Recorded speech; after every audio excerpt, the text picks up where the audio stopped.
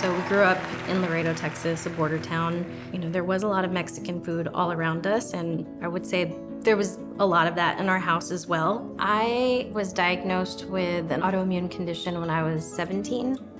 Not too long after college, I ended up getting diagnosed with another autoimmune condition that people are more familiar with, which is lupus. And my older brother, Rob, had suggested I look into food, see if there was anything that was causing a lot of the inflammation that I was experiencing. I wasn't eating any grains, no corn, no flour, no rice even. I definitely did feel better, but there was just so much that I felt like I was missing out on. Basically any Mexican dish requires a tortilla or some sort of grain. It felt a little isolating unless I was with my family because they were all eating that way with me. And so I started experimenting with all of these different ingredients that I hadn't really been too familiar with before. It was things like almond flour. I know it sounds silly, but it felt like if I had this tortilla, that would just open up a world of opportunities for food that I could eat. It was definitely more like a tostada,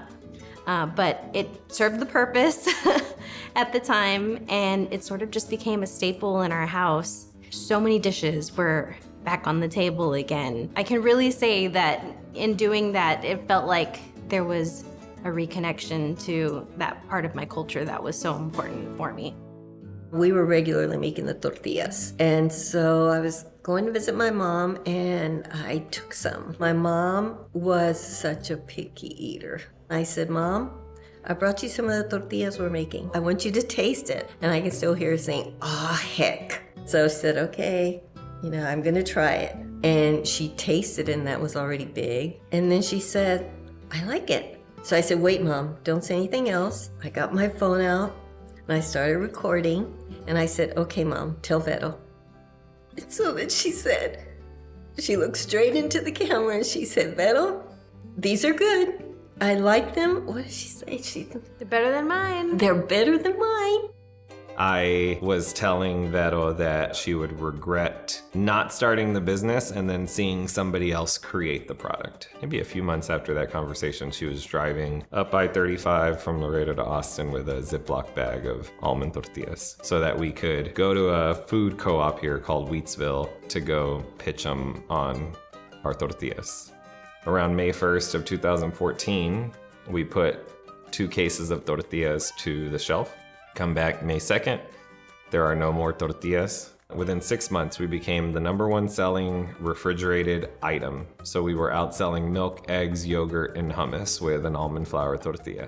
We ended up raising money at the end of 2015, mainly so that we could buy equipment so that we could stop making tortillas by hand. And then in 2017, after launching tortillas in different regions across the country in Whole Foods, we launched our grain-free cassava-based tortilla chips cooked in avocado oil. And those became the #1 selling tortilla chip at Whole Foods within 12 months and the #1 selling salty snack. So they were outselling potato chips, popcorn, and pretzels within the first 18 months. And so fast forward to today, and it's 80 plus products across 16,000 doors with 400 million in retail sales. And last year we were the fastest growing Hispanic or Latin focused food or beverage company at scale. We know that we've achieved some amount of success, and we've had people believe in us that have helped us get there, whether that be the funding that we received or the team that has joined us on this journey. But I also hope that we can help other Latinos get there. That's a big part of what we want to do. A lot of the initiatives that we've started, we want other people to be successful and start businesses and live out their dreams. Or live out their ancestors' dreams for them. Because I really do believe that when one of us succeeds, really everybody is succeeding. We're just all rising up together.